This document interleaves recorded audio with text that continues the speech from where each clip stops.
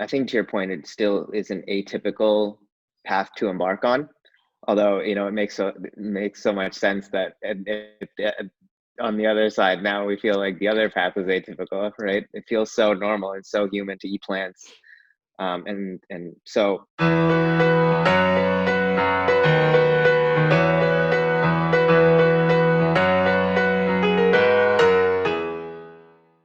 Hello and welcome to the Vegan Luna podcast. We're here with another super special individual, actually in New York right now, and we are going to talk about business today, which is super exciting. I'm always excited to talk about business. I think that in the plant-based world, it's growing super, super fast, and I think that there's a lot of business to go around, and I'm always fascinated with people that are able to do that. But before we get into that, I really want to talk about I actually want to ask you our quick vegan questions. So today we have 3 quick vegan questions, and those questions are designed to be relatively quick. But if for whatever reason it's something really passionate that you really want to talk about, like by all means, have at it. But they're designed to be relatively quick, so we get to know you a little bit more. All right. So question number 1: what will it take to get to a vegan world? so first of all, thank you, Kevin and Luna podcast, for having me on, giving me this platform to share my voice. Um, when we look at getting to a vegan world, I think it's starting, we came together to talk about business. And I think one of the things that it'll take to get to a vegan world is the business of plant-based. The economics is moving the needle. I think sometimes when we talk about the business of something, it can feel like we're talking about it in a negative way. But I feel like the reason we're seeing so much growth in plant-based is because people are realizing that there's money to be made here and there's a need in this marketplace. And that's what I think it's going to take to get us to plant-based, Yeah, I think in that's a going to be a plant-based world. huge help. I think it's interesting too, because if you think of like an entrepreneur or you think about a successful business owner, oftentimes, even those two may be one and the same, oftentimes the best like entrepreneurs and the best business owners are the ones that solve the biggest need. You know what I mean? Like if there was someone that could create like a very cost effective way to desalinate the water in the ocean, they'd be the richest man in the world. You know what I mean? To create that much water, that was a very, cost effective way. Anyone that could solve the biggest Right. problem in the world often gets the biggest, reward, right? Like look at like Elon Musk, for example, and creating the Tesla. You solve a problem. Hey, we have a problem with gas vehicles. Let's make an awesome electric one. Hey, we need to maybe colonize another planet. Let's figure out how to travel to Mars. Hey, we need to fix this LA traffic. Let me build a tunnel underneath the city. Like that's all one guy. That's all one guy. He's trying to solve these problems, and he's a billionaire because of fixing problems. So you're absolutely right. If we see a problem and you're able to fix it, like you're probably going to get rewarded, especially if you're doing something right. So I think that's one key way for sure. Awesome. All right, so question number 2: what do you think is the biggest myth about veganism? Where do you get your protein? A lot of people just don't realize that they don't have to worry about their protein. And I think one thing that I'm trying to change is that conversation. I'm still struggling because in the past people ask me like, where do you get your protein? And sometimes I'm quick to defend, and we know as vegans where our protein comes from, and we even know per ounce how much protein we're consuming, and a lot of us are very conscious about that. But the fact of the matter is that it's like we don't even have to worry about it. It's kind of like next question, and sometimes it seems dismissive, but I really want to hammer on the point with that strategy that, guys, it's not even worth asking. Like, next. Don't worry about it. Yeah, I think it's mostly because of marketing. You look at the marketing and even just the word, like if you hear the word protein, you often associate it with animal flesh. So when you think of I'm a human and I want to be healthy, I need protein to eat. So if I don't eat animal flesh, then I think I'm not getting protein, right? And that's exactly what the industry wants you to think. They want you to think that you need this, right? Even on like the USDA governmental guidelines of the food pyramid, it has like protein as a section, and there's meat there, you know, and then it has dairy as a section, right? As like, these are things that you need. But we know that that's not true, because you don't need those. Otherwise, like, even vegetarians, they'd all be dead, because they're not eating animals for like thousands of years. But the idea of the protein, right, is very interesting. And it's just, if you don't question it, there's no reason to not believe it, right? So I believe that for a long time. I worked in the restaurant industry for 15 years. And in the restaurant industry, when I'm doing my inventory and checking my counts and checking my stock on hands, there's a section, and it's called protein section. And within the protein section, it's all animal flesh. You know, it's chicken and beefs and porks and bacons. Like, that's the protein section, you know. And you have a protein section in the freezer, or a protein section in the refrigerator, right?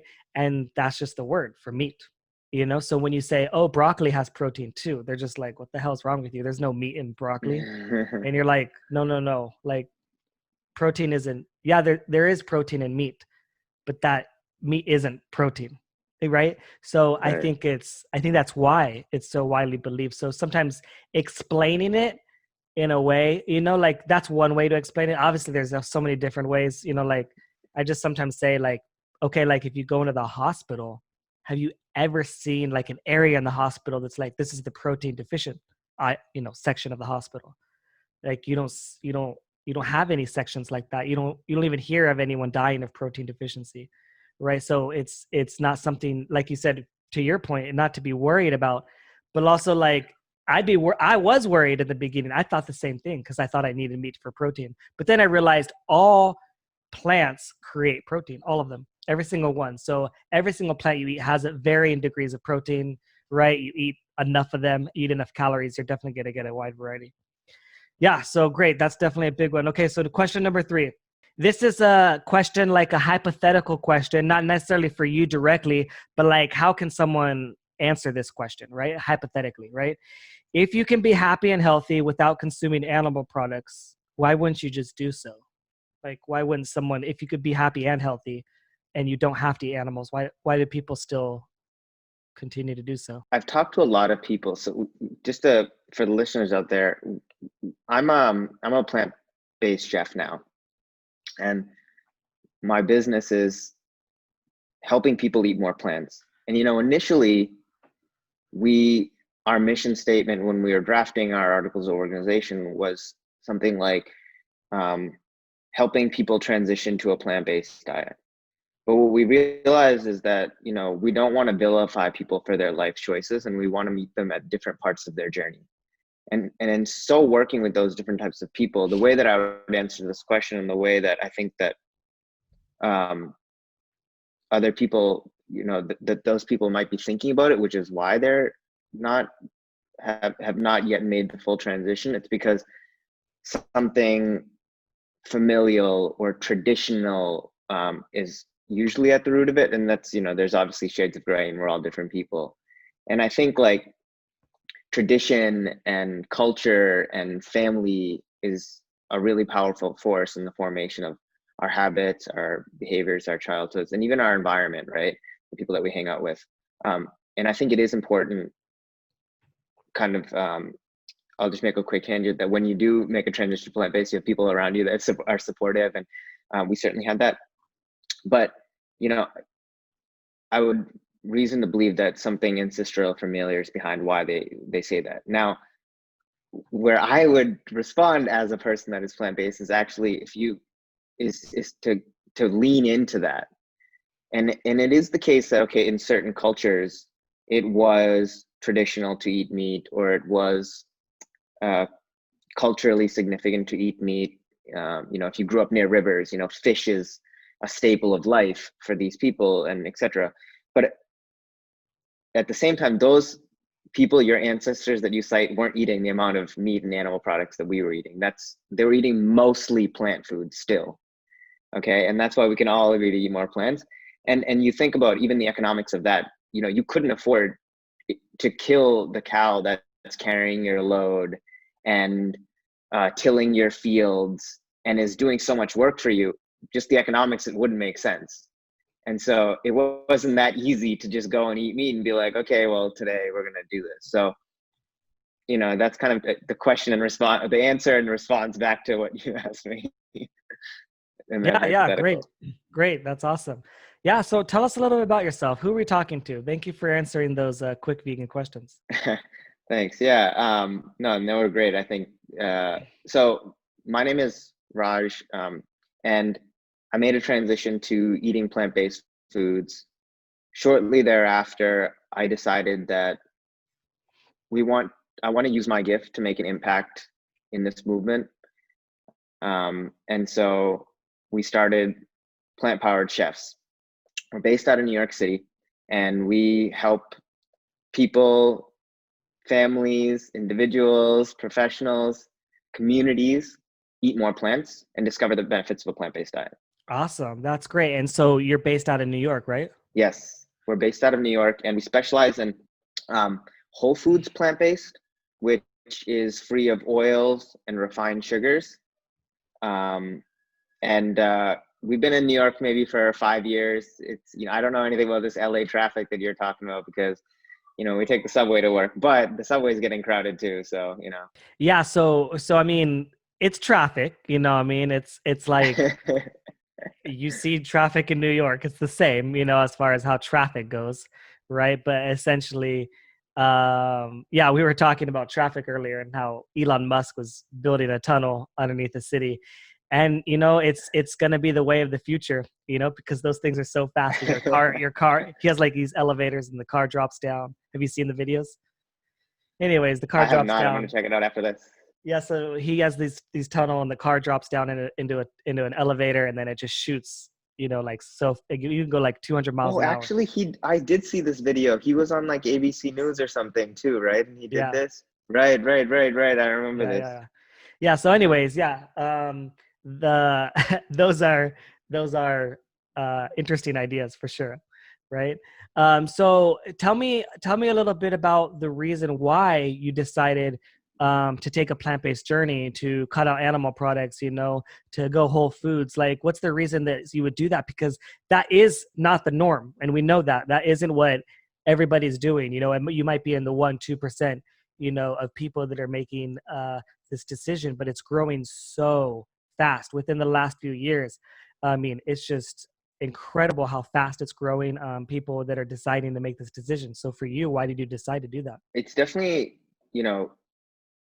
becoming more mainstream, but I think to your point, it still is an atypical path to embark on.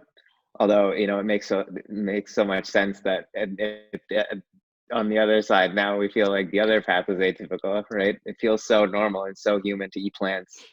So I grew up in a vegetarian household, and I'm ethnically from the Indian subcontinent. I was born in the United States, first generation, which means that I was born here, and I was the first in my family to be born in the United States.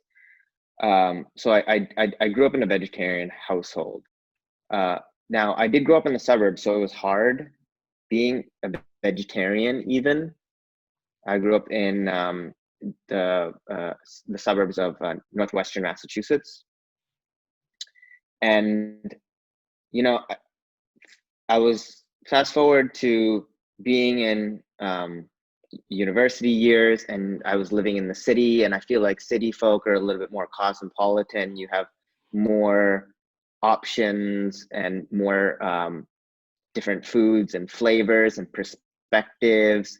I remember, in fact, that when I was in high school, that we drove all the way to New York to go eat vegan because there was this one vegan restaurant that opened up in New York, in Brooklyn, that was the hot new thing. And that must have been, I guess, 10 years ago.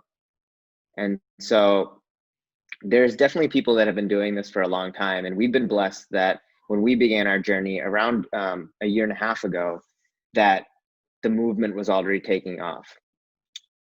And I think, like for most people, the reasons to go plant-based are complex, just like the reasons to be vegetarian are complex, just like the reason to have any kind of diet is complex. And we talked a little bit about how food is so human, and there's a lot of emotions tied to food and a lot of the behaviors that we have around food. So, but it became increasingly apparent that eating a plant-based diet is the single best thing that you can do for the environment, for your health, right, for the compassion of animals. So it just became too much for us to ignore. And the way that kind of played out was, we went to, certainly with these films, I think these films and these documentaries and the literature that's out there, Forks Over Knives, What the Health, Game Changers movie, are doing well to bring people into the conversation. And that's certainly how we entered the conversation. We also were fortunate to meet the people in this community that were saying, oh, you're chefs? Well, why don't you get involved in this project? And in fact, the first one of the first few clients that we had were heart patients and diabetics that we were helping with their rehabilitation, that we found out about from a friend that we made at the screening of the Game Changers movie, who's there doing, a field marketing event as a part-time job, who on the side was helping these patients and working with hospitals try to create better outcomes for themselves. And his expertise was more on, the insurance and healthcare industry side of things, but he needed somebody like me, a personal chef that could come in and cook the food for these people, because they were embarking these people on a lifestyle medicine program. And in fact, from there, by getting connected to these doctors and these hospitals and people like the guys at Montefiore doing these what they call lifestyle medicine programs, we ended up taking the course from Cornell University, and that's a partnership with the T. Colin Campbell School for Nutrition Studies. And Dr. T. Colin Campbell is one of the pioneers of eating a plant-based diet. And we, from there, got into Dr. Caldwell Esselstyn and Dr. Dean Ornish and all this evidence around plant-based eating. And so we really try to do a couple things. I think the short answer to your question is, our motivation primarily was our own health and the environment, and certainly animals. We love animals, but those are the two primary motivating things. And as we got more exposed to this community, we just became more and more aware that this is the single best thing that we can do that represents what we value in our lives. And so just getting connected there, and then from there, taking that conscious step to educate ourselves. So when we talked about, the proteins, my dismissive answer, kind of half jokingly, is like, don't worry about your protein deficiency, because like you said, there's no hospital weighing for protein deficiency. It just, like, you don't need to worry about it. I think there's a scientific word for protein deficiency, and I don't know it and you don't need to know it, right? What that word is. But the real answer is that, look, protein, lipids, and carbs are the macronutrients. So they make up every single food item on this planet is made of those three things. So like, to your point, everything has protein in it, right? Including meat, but not just meat. And so what it's really about is getting your micronutrients. Plant foods are nutrient dense foods. And that's really where you're getting better outcomes, even for these athletes are seeing, like CP3 and Serena Williams, right? That's when they talk about feeling better being plant-based. It's not just that they're getting their macros, it's that they're getting their macros and these micronutrients that are almost exclusively only found with the highest absorption ratio, the most density in plant foods. Yeah, I think that's an important point. I think oftentimes people think the word vegan and they think, okay, you don't eat, animal products and dairy and eggs and wear leather. And sure, those are all things that are true. But recently I've been asking the question of, well, what do you add into your diet? You know what I mean? Like, yes, it's important to take away some things, but the better question is, what are you adding?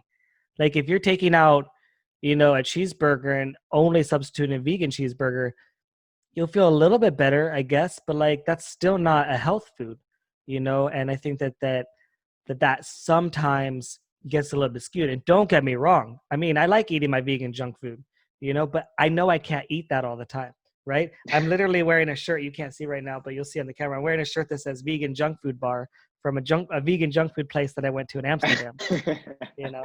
But also, like, I'm drinking a greens juice, you know what I mean? That, like, I know that I need this, you know, because this is what's going to make me be healthy and last long and get the energy and get all the benefits that people talk about, the clearer skin, the weight loss, the things that happen positively, like, don't happen as often if you're eating all kinds of junk food, right? So I also want to ask you another question about what you said. Was there something that maybe, like, one thing that, like, triggered you to, like, be like, okay, this is the final straw. I saw this happen. I'm definitely gonna go plant-based or eliminate the animal products. Can you think of one thing that maybe made that shift? Like, for me, after I watched What the Health, I saw What the Health and I said, okay, I'm definitely not gonna eat animal products and I try this. You know, that was kind of like my turning point, you know, where I said, okay, final straw. It was, you talk about the straw that broke the camel's back. I think that's important because there's many straws, right? And it's like, it's just that one final one. And for us, you know, along with being in that community and seeing like the environmental benefits, when we took this course from nutrition studies and we learned more about the science of why plant-based is the best diet, for example, that insulin sensitivity is related to the fat that's found in foods and not the sugar that's found in foods. My mom's a diabetic, and you know, I remember her asking me one day, saying that, look, my dosage of my pre-diabetic medication, metformin, has been increasing, and I'm just at my wit's end. She was crying me. She was in tears. She says, I'm already a vegetarian. I don't even eat sugar. I've cut everything from my diet, you know, and this is still happening to me. Why? And I really didn't have a good answer for her. And then when I took this course, and like I said, we found out that your insulin is like the key to a gate. Okay. And for years, and this is stuff that they don't even teach you in medical school, because we've talked to the doctors on this, and they've said that they do not teach you this in medical school, and this is the problem, and this is why we're trying to do lifestyle medicine.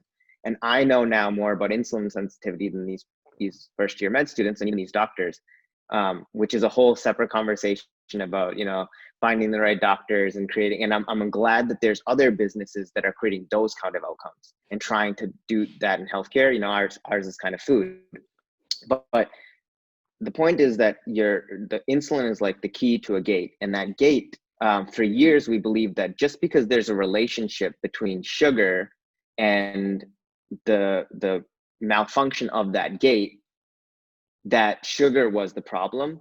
But sugar is not the problem, because correlation does not equal causation. There's a correlation between sugar and the subpar function of that gate, but the true cause of it is fat. So when fat gets around that gate and it clogs it, the key, that is insulin, can no longer open that gate, and it takes more and more insulin. And so what you really want to be doing, and what I told my mother, is that And can even I though you're add something to vegetarian, that you're really eating quick? enough sugar. Yeah, please go ahead. And the gate that you're describing, right? Behind that gate that's trying to get in, the gate is to the cell, right? So the fat is Right. blocking the cell, right? And so the key to that gate that you're trying to open is going to get that sugar that's in the blood into the cell.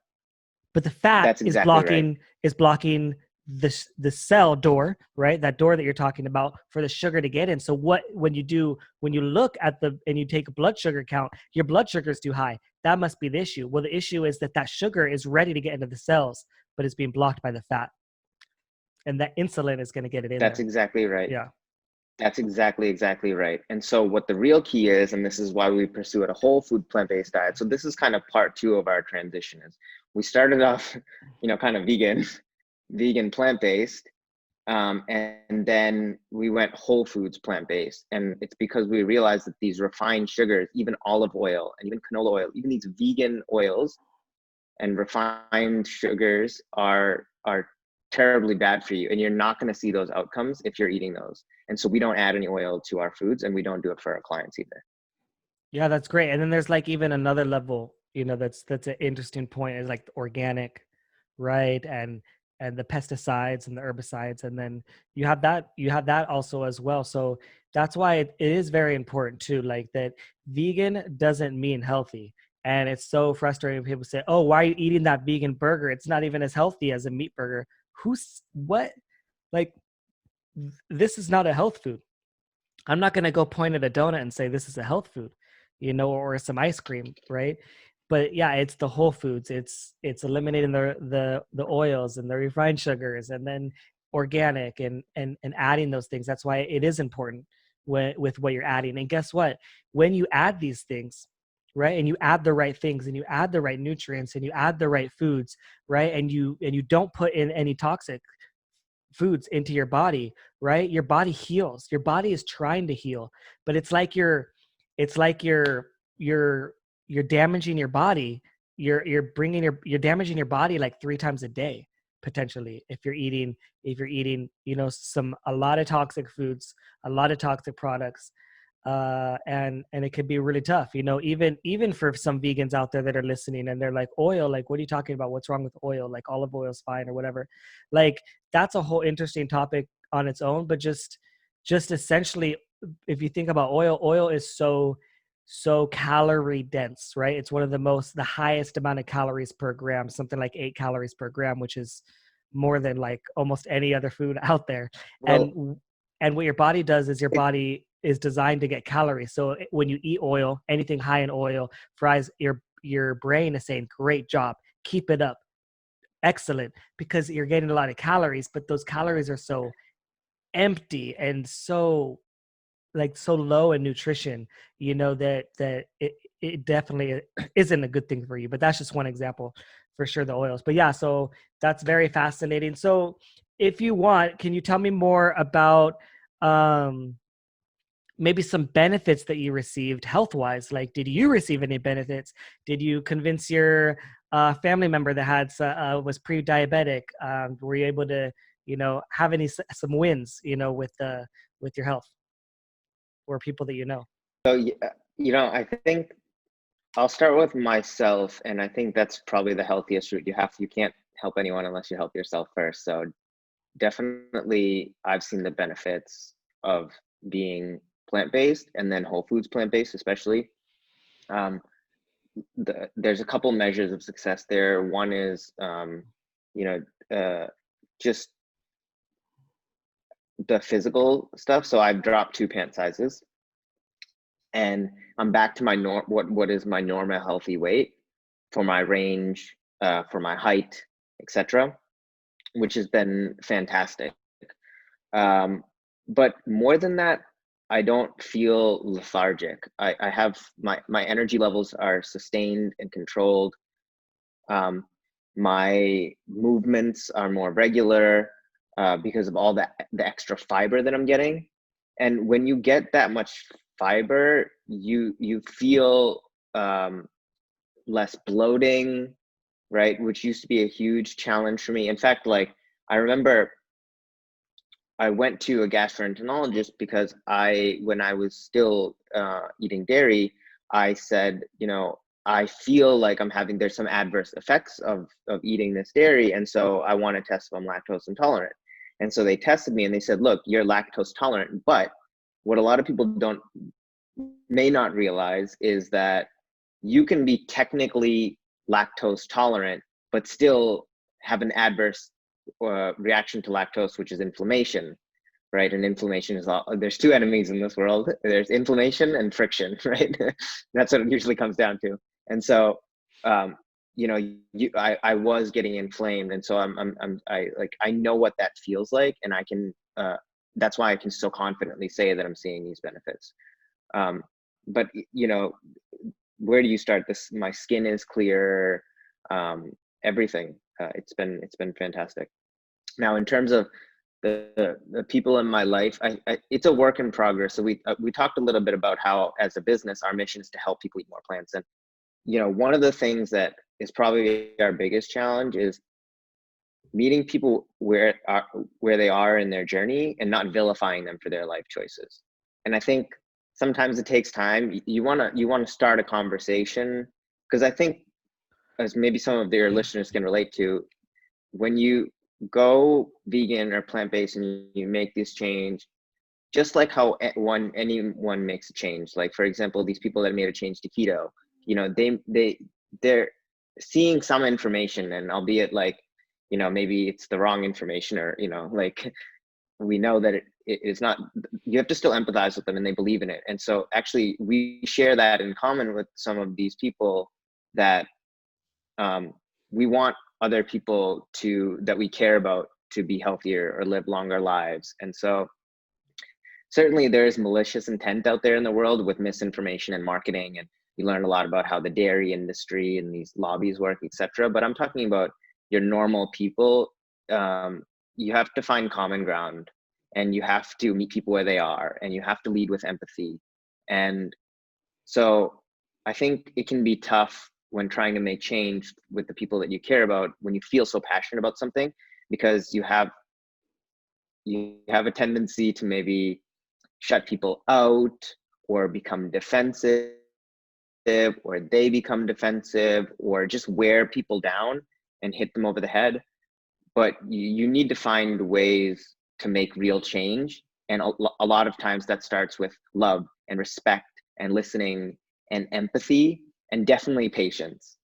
And so for the people in our lives, certain people have taken on to it more quickly. Either mostly that's likely a condition of themselves and where they are in their journey, but it could be the way that we've delivered our message. You know, maybe we delivered our message to somebody and they didn't resonate with them. And it's going to take them a little bit more time on their journey, but other people maybe, but I like to believe it's mostly about the person. And so specifically for my mom, I'm working on it. She's definitely reduced her consumption. She's, when we led with the evidence, she started to talk to her doctor about that and asking these questions like, oh, you know, but somebody told me that insulin sensitivity is linked to fat cells. Like, I mean, to think like that she was going to say that to her doctor a year ago is like mind-boggling to me. So that's progress to me. So, you know, we're all trying.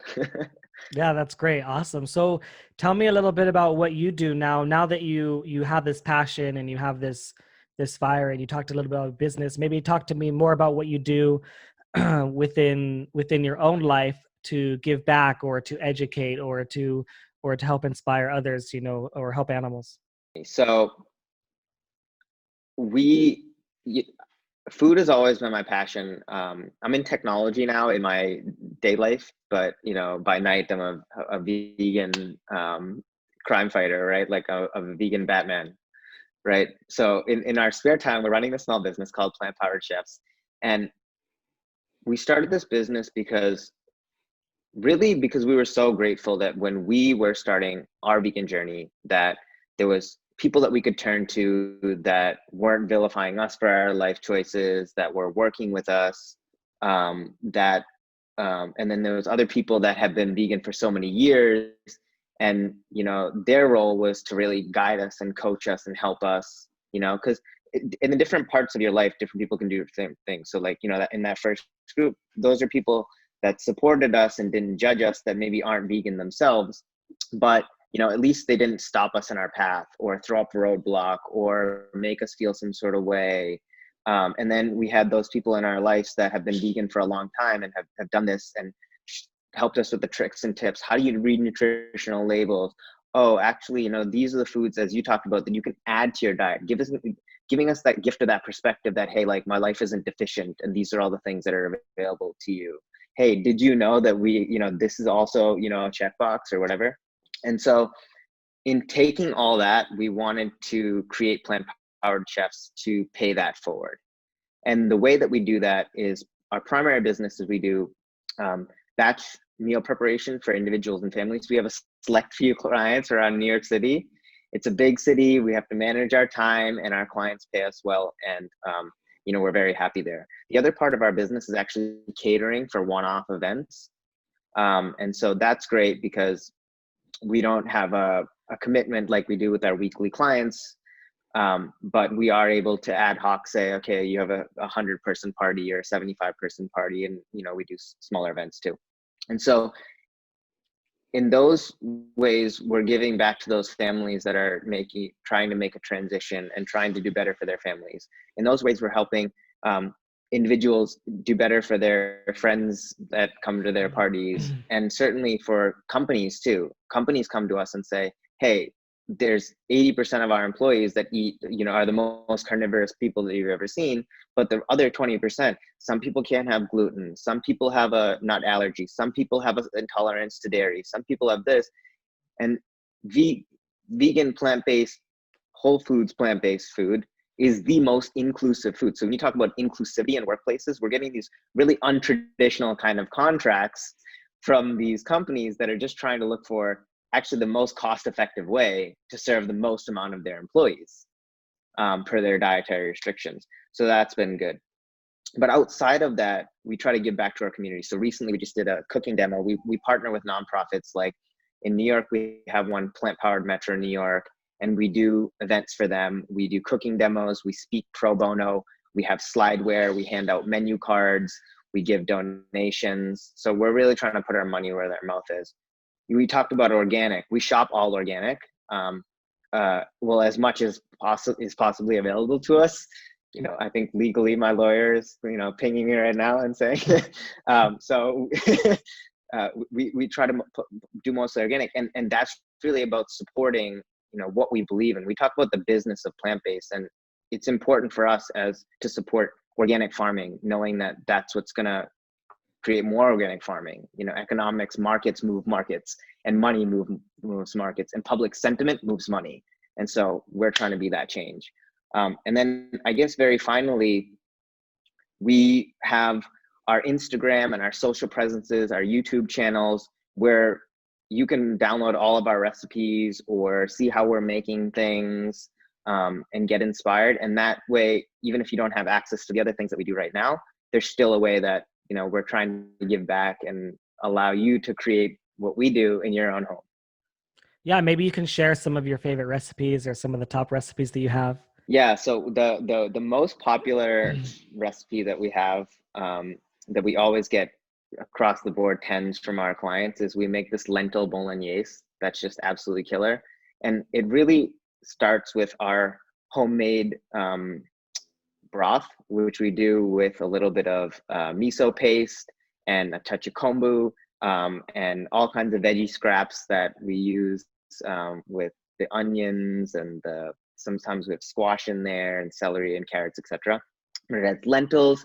It has some soy granules, mushrooms medley to give it really that umami flavor, and then celery, carrots, bay leaf, and red sauce with basil and oregano, a bit of thyme, and it's just absolutely killer. Everybody loves that, and we serve that over. I like it over whole wheat pasta, but certainly you can have it with spaghetti squash noodles is a favorite. Doing it totally gluten free. There's or like the zucchini black bean noodles. spaghetti we really like. Right, definitely. Yeah. So it's killer because our clients will throw it on anything. And then we do the other dish that's really popular for us is an Indian vegetable stew called sambar, Sambhar, and it has everything. It has pumpkin, it has drumsticks, it has cilantro, ginger, tomato, onion, garlic, radish, carrot, eggplant, okra. I mean, it has everything, and it has 2 different types of dals. So it's super high in nutrients, water, fiber, protein, and it's absolutely out of this world. It sounds like when I'm cooking and I'm like, you know what? I'm just going to cut up everything and just throw it together and just eat it all, like in a big stew, like a big pot. And I'm like, great. Now I'm set for the week.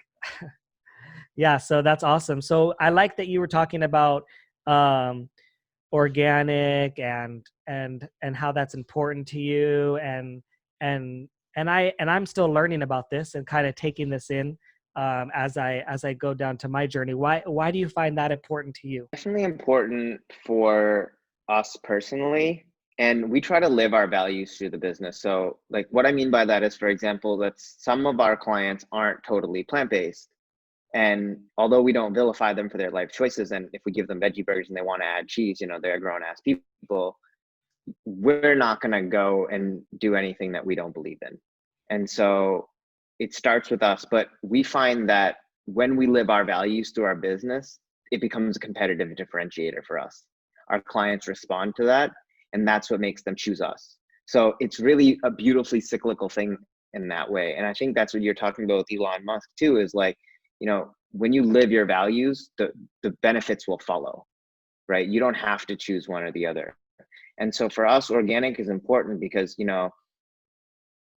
for example, if you really think about it, if I was to put on my hat of empathy and etc., like technically eating meat is not the problem totally, in the sense that, let's say, for example, I'm talking to somebody that doesn't really pay that much attention to animal ethics and etc., and their primary motivating factor is the environment, and they say, okay, I want to, like, what motivates me is the environment. So like we talked about the 3 pillars that, and again, we're complex, but I would say it's health, personal health, environment, and animals, right? And usually we're all a mix of those. But let's say we have this exceptional hypothetical person that cares just about the environment. Well, for that person, eating meat is not the problem. Factory farming is the problem. And so I think by going organic or buying everything organic, it's not always that we're buying organic because it's healthier for us. It certainly is, but there's more of an argument to be made about the fact that we're supporting responsible farming. And so that's why it's so critical for us to be buying organic. Yeah, even like those companies that also are responsible in the way that they have their packaging, like compostable packaging versus like plastic, right? And so it's all about like how are companies that you're supporting also taking care of the environment, and taking care of being a good steward of the earth, and you can't say that there's not very many companies when you really go down the list that are like, this company whole and through, is great for people's health. It's also great for the environment. It's also great for animals. Like there's not a lot of places that you could find that. So I do think that's interesting, and I understand what you're saying. People see those values and they respect that. They say, you know what, the reason why I shop there, the reason why I buy there is because I support the values of that business, right? So I think that's really cool. All right, awesome. Well, I really like that. That's great. So is there anything else that maybe you want to really add that you didn't add? I think the parting thought that I'd want to leave the listeners with is that remember to lead with empathy and respect and patience when talking to your friends, because I'm bullishly optimistic that the future of the world is plant-based, and that everybody is just in different parts of their journey into going plant-based, and that nobody is never going to get there. I think the evidence is overwhelming, and I have hope for us. As I said, I'm optimistic for the future of this, but I think sometimes we just need to be careful about how we're presenting our message and talking about the intersection of our values and meeting people where they are in their journey, to say that, okay, fine, like incremental progress is okay and baby steps are okay, and that eventually people will get there, without, again, making the extreme opposite on the side where people start to resent you. Let's just be conscious about our message and the way that we're making change, and try to be the change that you wish to see in the world. Yeah, for sure. And I think that it becomes challenging when you see all the evidence, you know what I mean? And like all the reasons why. And when you hear someone, like, you think you can't understand why they wouldn't, right? Which is like why I had that question, like, why wouldn't you? And I like to ask that question, not in a forceful way. I want you to answer that question. I want the listener, I want the person listening to ask themselves that question and really find the answer. Like, this isn't a trick question. If you could be happy and healthy without eating animals, why wouldn't you? It's just a thought experiment for yourself. You know what I mean? And so that's one interesting question. But then the other thing is, that I like to add to your point is that there are so many ways. There's so many ways that you could actually help animals. And I'm a huge believer that I think every form of activism is needed and welcomed in this movement, from the most extreme seeming type of activism to the least extreme type of activism. I think it's all important. And I think it's up to the individual to decide what they feel comfortable with.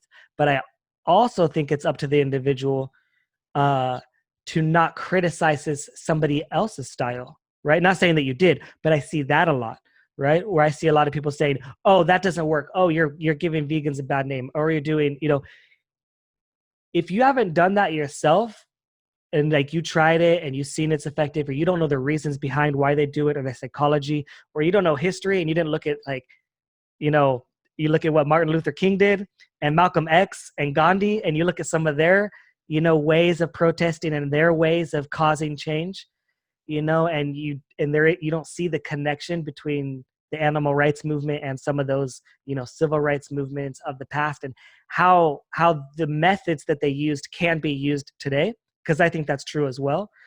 I think you should learn as well. So I think it goes both ways. I think it goes, the person listening and the non-vegan has to be like, kind of think about, well, where's the vegan coming from? Like, oh, let me try and understand where you're coming from. Let me try and see it from your point of view. Let me try and see it from the animal's point of view. Let me try and use empathy. The non-vegan needs to use empathy for the vegan, and the vegan needs to use empathy for the non-vegan, but also the vegan needs to use empathy for the other vegan. You need to ask them what's going on. Like, if you see someone doing something that you think is extreme, ask them why they do it. You know what I mean? And they might have a really good answer for you that makes sense. They might not even know why they do it, and that happens too. I find that a lot of people we like to follow other people. You know what I mean? Like, why do we follow what a celebrity says? You know what I mean? Why do people do that? We like that, so when something is popular, something is important, we want to follow that. So there are people that are doing things that maybe are disruptive, or they are doing things that are damaging, and they don't even know why, right? And someone asked them, hey, why do you do that? Why do you eat animals? Hey, why do you advocate for animals that way? Or hey, why, when you ask the question why, sometimes you learn, sometimes you help the other person learn. Oftentimes when people say, why are you vegan? Sometimes I say, you know what, actually, I'm still looking for a reason to eat meat. I haven't found a good reason yet, or at least not a good reason that justifies all the other reasons why I don't. Right. So anyways, yeah, I think that's also something very interesting to consider. And actually something I've been really interested in is, like, as organizations grow, like, there's a lot of really good animal rights organizations.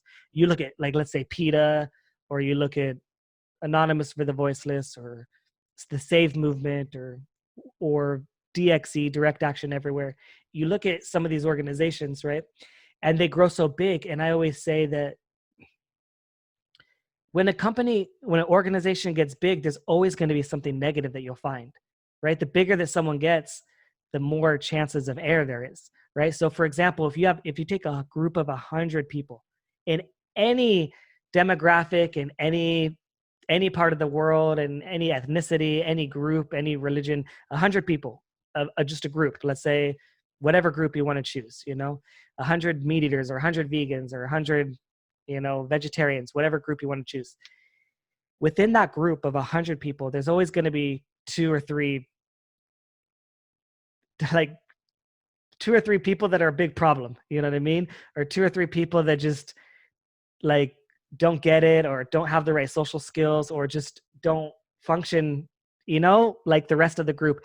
And if you focus on only those two or three people, and you ignore the whole message or the whole group as a whole, you're going to have a very skewed impression. And I think that's what's happening right now with some groups. I hear some groups, like the ones that I mentioned, that have scrutiny. And I just think if you have thousands of people in a group, like, there's going to be 10, 15, 20 people that are not pulling their weight, or that are really causing problems, right? So I think that's the same for any group, so the vegans are no exception. You take a group of 100 vegans, you're going to have two or three that are really damaging, you know what I mean, to the movement, to the vision, and to whatever. And all I can say for those people is try and help them, try and help educate them, but anyways, yeah, that's what I want to add to that. So is there places where people could find you, if you could share your information, maybe direct information to you or to your business. Yeah, so you can find us on plantpoweredchefs.com. That's plant singular powered with an ed, powered chefs with an s. We're also on Instagram at plantpoweredchefs, and you can email us at plantpoweredchefs@gmail.com. All right, excellent. Well, thank you so much. I had a great time. I can't wait for people to get a chance to see this. And we'll be talking soon. Thanks, Kevin. All right, thank you, Raj. Take care. Thank you guys for listening to the podcast. Please, please, please make sure that you guys share this with anyone that you think will find this interesting. And also make sure that you guys are subscribed, because I can see a lot of you guys are listening, but you aren't subscribed. So please subscribe. And also don't forget to go to my website where you can leave comments and see more content at veganluna.com.